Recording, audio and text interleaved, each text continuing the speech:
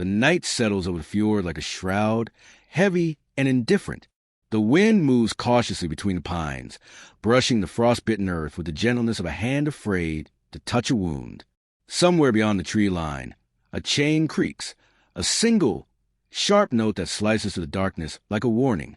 It is the kind of sound history forgets, yet the people who heard it never did. At the center of this silence stands a young man named Eirik, his breath rising in slow, uneven clouds. The torchlight paints tremors across his face. He looks like someone trying to swallow fear before it escapes his throat. In front of him, watching with the stillness of carved stone, stands Aldvar, older, broader, and shaped by winters that had broken gentler men. Aldvar's eyes hold no hatred, only the cold patience of someone convinced he is defending what the world calls honor. A circle of villagers gathers around them. None speak. None intervene. Their shadows waver across the ground like restless spirits, merging, separating, merging again. They have come to witness what the law of their ancestors demands, a duel to reclaim dignity or drown in disgrace. Tonight's conflict did not begin with blades. It began with a whisper sharp enough to wound a reputation. Eirik had been accused of bringing shame upon Aldvar's household after a failed oath. The details were small, almost trivial to the outsiders. A misdelivery of winter stores. A dispute over land boundaries, softened by years of frost. But in this world, small things fester quickly. A stain upon one man's name contaminated the honor of the entire community, and shame spread faster than fire through dry grass. To clear it, the duel, the home gang, had been declared. Not as punishment, as proof. The ground beneath them is rough with frozen mud. It offers no comfort, no softness, only truth. Eirik shifts his weight, gripping the worn handle of his axe as though it were the last thread keeping him tethered to life. His fingers ache. He cannot tell if it is from the cold or his fear. Aldvar raises his own weapon, a heavier, older blade etched with marks from battles that had shaped his youth. It glints in the torchlight as though eager for another memory. The crowd watches with breath held tight. They are not here to enjoy violence. They are here to ensure the ritual maintains order. In a land without kings, without steady laws, without courts that could mediate disputes, the duel is the spine of their fragile society. If the spine breaks, everything collapses. A man steps forward, the appointed witness, and lowers his staff. The signal. The world narrows to a heartbeat. Eirik moves first, not with grace, but with desperation. His strike cuts the air too wide, too hurried, and Aldvar steps aside effortlessly. The older man's counter is controlled, almost sorrowful. Wood cracks. Metal bites wood. Sparks scatter like frightened fireflies. The duel becomes a rhythm. Lunge, retreat, breath, silence. A rhythm older than the language these men speak. The villagers do not blink. Children hide behind their mothers' cloaks. Old men lean forward, seeing in the clash the reflections of battles they once survived. Every strike carries the weight of decades, grudges, traditions, and unspoken expectations. The air tastes of smoke and iron. Eirik's arm trembles. Each moment reveals another layer of his fear. He is fighting not to kill Aldvar, but to not be erased. If he falls tonight, his family loses standing. His brothers lose prospects. His future daughters may find no husbands. A single misstep is not just death. It is generational ruin. Aldvar sees this, and for a heartbeat, his stance falters. He remembers when he was young, when he too had stood in such a circle, trembling under the pressure of an entire village. But memory does not soften him for long. Honor is not a personal burden. It is a communal chain, each link forged by tradition. If he hesitates, he breaks the chain. Aldvar swings. The blow does not land on flesh. It slams against Eirik's shield, splitting along the grain.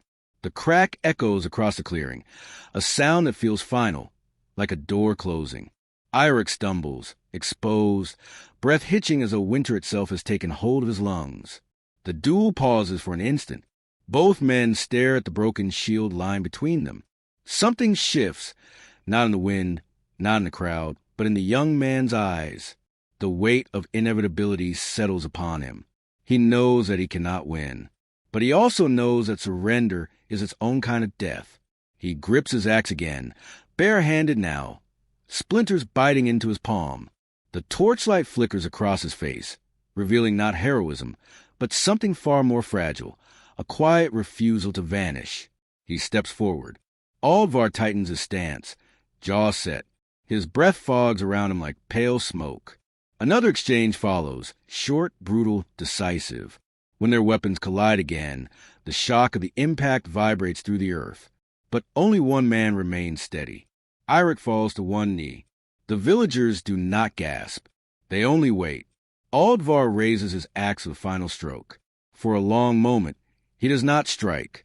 His gaze drifts across the watching faces, men and women whose judgment hangs heavier than any blade he carries. His chest rises, falls. In this silence, he understands that the duel is no longer about guilt or innocence. It is about expectation. And expectation is a cruel master. He lowers his weapon. The crowd shifts uneasily. Mercy is not forbidden, but it is suspicious. Unusual. Dangerous. Eirik lifts his eyes, confusion trembling across his features. Aldvar steps back, voice low but steady as he declares a young man dishonored but spared. The shame remains, but the blood does not have to follow. It is an imperfect ending, fragile, tense, unresolved. The villagers murmur. Some believe mercy weakens the spine of tradition. Others feel relief, though they hide it behind stone faces. The ritual has been fulfilled, yet its shadow lingers. Eirik rises slowly. The torchlight no longer trembles on his skin. It clings to him like a reminder.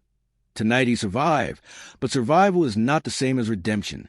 Honor can be lost in a single whisper, but regaining it takes years, sometimes lifetimes. As the villagers disperse, the chain that creaked earlier sways again in the wind. The sound hangs over the clearing like a warning to those who forget how sharp silence can be. And somewhere beyond the frost-coated trees, another conflict waits, shaped by the same ancient code, ready to draw another name into its grip. The forest opens like a wound beneath the fading winter sun, revealing a clearing where the air seems unnaturally still. Frost clings to the grass in silver threads, and the scent of pine sap lingers like an old memory refusing to let go. Smoke curls upward from a shallow pit, drifting in slow spirals as though afraid of the sky above. This place, for generations, has been called the Sacred Grove, a name whispered with equal parts reverence and dread. At the center of the clearing stands Freydis, a woman known for her composure, her silence, and the unnerving precision of her rituals. A priestess, a guide between the seen and the unseen. She is neither young nor old, but carries the weight of both. Her eyes move across the grove with practiced calm, as if she knows where each shadow should fall. Tonight, she is not alone. Her apprentice, a boy of 15 named Lodin, stands a few paces behind her, clutching a ceremonial bowl carved with runes he cannot yet read. His hands shake, despite the thick fur wrapped around them. This night marks his first witnessing of the blot, the sacred offering meant to sustain the fragile bridge between the living and their gods. But the ritual he imagines is far gentler than the one he will see. His unease is not hidden. It clings to him like cold mist. The villagers arrive one by one, torchlight flickering across their anxious faces. They keep a respectful distance from Freydis, forming a circle without needing to be instructed. This is not a gathering of celebration. It is a gathering of obligation, a duty they believe must be carried out to secure harvests, save voyages, and protection from the harsher whims of fate. At the edge of the circle stands Arn, a farmer whose life depends on soil and weather more than any other man in the village. His crops have failed twice. His wife has fallen ill. And so tonight, he brings the offering, a young ram with pale wool and frightened eyes.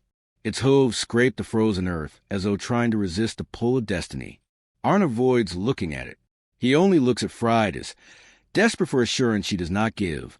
The central conflict begins here, not in the ritual itself, but in the collision between fear and faith. Freydis believes the offering must proceed exactly as tradition dictates, for deviation invites disaster. Lodin believes there must be gentler ways to appease unseen forces. And Arn believes he has no choice. The village whispers that the gods have grown impatient with him. In this grove, belief itself becomes a blade. Fridas raises her staff, carved from ancient ashwood, and the murmurs fall away. Even the wind seems to hold its breath. She steps toward Arn with slow, deliberate movements, the hem of her cloak sweeping across the frost. Her voice, when it breaks the silence, is steady. Bring it forward. Arn obeys, guiding the trembling ram into the ring of torches. Its breaths come fast, small clouds escaping its nostrils. Lodin swallows hard, feeling the weight of the bowl in his hands. He has been told that witnessing pain with clarity is the first test of a ritual keeper. But clarity is difficult when the heart refuses to be still. Fridas kneels beside the ram, placing her palm gently on its neck. The gesture is soft, almost maternal, but her expression remains unchanged. She whispers an invocation, words that carry the cadence of centuries. The villagers bow their heads. Lodin does not. His gaze stays fixed on the animal, its fear reflected in his own widening eyes. The knife Fridas draws is ceremonial, its blade forged thin but sharp enough to separate spirit from flesh in one clean motion. She holds it with the certainty of someone who has done this more times than she remembers. The torches flicker. Lodin's pulse pounds. Arnie's jaw tightens. The ram's legs buckle slightly, sensing what is to come. But before the blade descends, a cry erupts from the crowd. It is a woman, not old, not young, whose voice trembles with urgency. She steps forward, insisting the omen is troubled, that the wind's direction is wrong, that the ravens have not yet circled above the grove. Her challenge sends a ripple of unease through the villagers. Fridas rises slowly, turning to face her. The conflict expands. Doubt is the enemy of ritual. Doubt is what disrupts the fragile thread that binds belief into action. Freydis' voice is calm, but it carries the heavy chill authority. The signs were read at dawn. The path is clear. The woman hesitates, her breath quickening. She looks to the others for support, but no one meets her eyes. Doubt falters under the weight of communal fear. The forest feels smaller now, as though its branches lean inward, listening for the decision to fall. Fridas returns the ram. Lodin steps forward, his voice barely audible. There must be another way. Fridas freezes. It is the first time he has dared to break protocol. The villagers turn to him, their expressions shifting between irritation and curiosity. A priestess's apprentice questioning a ritual is not merely bold. It is dangerous. Fridas turns her head, studying him with an unreadable expression. For a moment, Lodin feels the world waiting to collapse upon him. But she does not reprimand him. Instead, she asks quietly, "Do you believe the gods listen without sacrifice?" Lodin's mouth opens, then closes. His answer is a silence that reveals more than words. Fridas lowers her gaze. Then watch. The knife descends. The ram falls still. The villagers exhale in unison, as though releasing a breath they've held for years. Fridas collects the offering with ritual care, letting the bowl catch what tradition demands. Lodin's hands tremble, but he does not look away this time. He forces himself to witness the act that defines the world he has inherited. Arn steps back, shoulders sagging. Relief mixes with sorrow. He does not know if this sacrifice will heal his fortunes. He only knows he has done what he was told must be done. As the ritual concludes, the air feels heavier, tinged with smoke and iron. The torches sputter. The grove silence returns, deeper now, touched by something unseen. Fridas lifts her eyes toward the dark canopy above them, as though searching for a sign. Lodin stands behind her, heart caught between devotion and doubt. The villagers begin to leave, their footsteps soft on the frozen ground. But before the last torch disappears into the trees, a sudden rush of wind sweeps through the grove, bending the flames low. The forest seems to whisper something unintelligible, something unsettling. Freydis' expression barely shifts. Lodin's does. He feels, for the first time, that the ritual has not ended. It has only opened the door to something waiting on the other side. Dawn breaks slowly over the coastline, as if the sun itself hesitates to touch a place where shadows linger longer than light. The waves move in a tired rhythm, pushing fragments of charcoal and splinterwood toward the shore, the remains of a village that had once woken to the gentle hum of fishing nets and distant gulls. Now, silence stretches across the sand like a second layer of ash. Near the waterline stands Solveig, a woman whose strength had been known in these parts long before the smoke. Her hair hangs in damp strands across her face, streaked with soot. She holds her son's wooden toy, a small carved horse, its surface blackened by fire. She turns it over in her hands, as though trying to find warmth in an object that can only offer memory. When she lifts her eyes, the horizon reveals nothing except a faint glimmer of the raider's sail disappearing into emptiness. Behind her, the few surviving villagers gather in a quiet cluster. Among them is Leif, a young man who had tried to resist the raiders with nothing more than a fishing spear and a desperate instinct to protect. He carries the bruises of that attempt across his arms and ribs, reminders that bravery cannot always alter fate. Yet he stands close to Solveig, not as a warrior, but as someone refusing to let her confront the aftermath alone. The conflict of this moment is simple, brutal, and irreversible. The children are gone, taken as thralls, taken as currency, taken because the raiders saw youth not as innocence, but as value. Solveig's daughter, Runa, no more than 8 summers old, had been dragged toward the longship with a dozen others, their cries swallowed by smoke and the roar of waves. The villagers searched through debris, not for bodies, those had been carried away, but for signs of life that might anchor them to something solid. Charred baskets, scorched fishing nets, pots cracked from sudden heat. The objects seemed meaningless beside the deeper wound, but they sift through them anyway, as though ritual might soothe the ache. Leif approaches Solveig slowly, unsure whether comfort is something mortals can offer in a moment shaped by the whims of men who believe their own hunger is a divine right. "We will find her," he murmurs. The words sound thin, even to him. Solveig does not respond. She does not trust hope. It feels like a fragile thread someone might cut without warning. In the distance, a single gull circles low over the water. Its call pierces the stillness before fading into the vast, uncaring sky. The world continues, indifferent to the losses scattered across this shore. The raid had not been a random strike. News had traveled through nearby settlements that the Northmen were searching for bodies they could trade in distant markets, young ones preferred, strong enough to withstand transport, young enough to be reshaped through labor or servitude.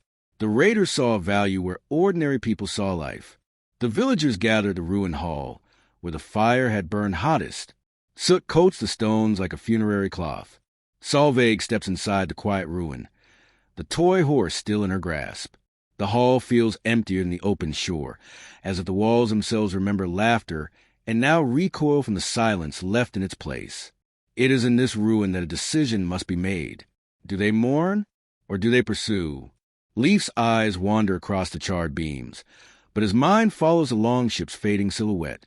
His bruised ribs ache with every breath, but the ache is nothing compared to the thought of those children on a foreign deck, terrified and powerless. Solveig speaks for the first time since dawn. If we do nothing, they will be forgotten. Her voice is soft, raw, stripped of all pretense. She does not cry. The grief sits in her throat like stone. And I will not let the world forget my daughter. The villagers exchange glances. Fear and exhaustion pull at their expressions. Their numbers are small, their strength fractured, their spirits wounded. But there's a gravity in Solveig's words that binds them. Grief can be paralyzing or galvanizing. Today, it chooses the latter. A plan takes shape, not out of strategy, but out of necessity. The raiders' longship had not vanished entirely. It had sailed toward the fjords where slave markets operated quietly, under protection of chieftains who profited from misery. Tracking them will be perilous. Confronting them will be worse. But inaction feels like betrayal.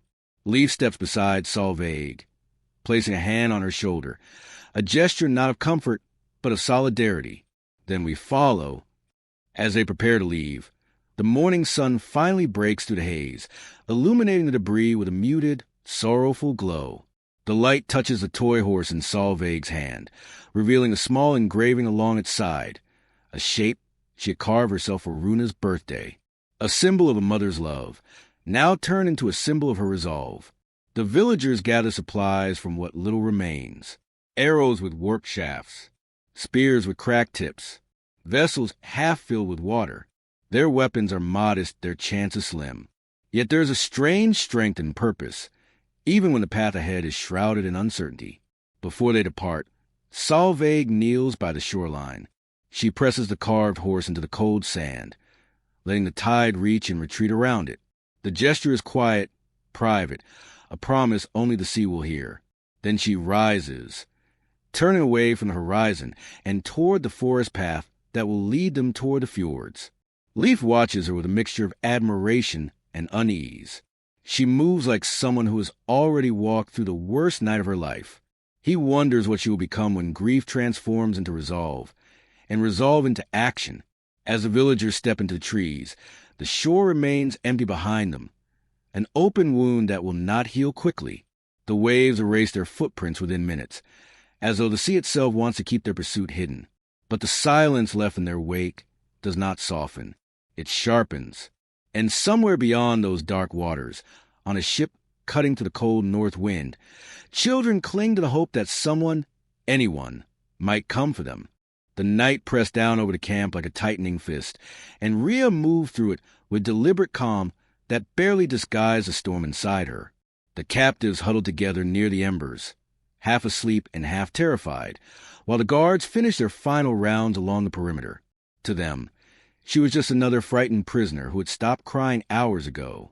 They had no idea she had spent the entire day studying their habits, their weapons, their weaknesses. They didn't know that every tremor in her hands had been a carefully rehearsed mask. A few yards away, Marcus pretended to rest with his back against a stone pillar, though he had not closed his eyes once. He watched Rhea from the corner of his vision, recognizing the shift in her posture, the quiet straightening of the spine, the steadiness returning to her face. He had seen that look on soldiers preparing to run into burning cities. It meant she had chosen a path, and there was no turning back.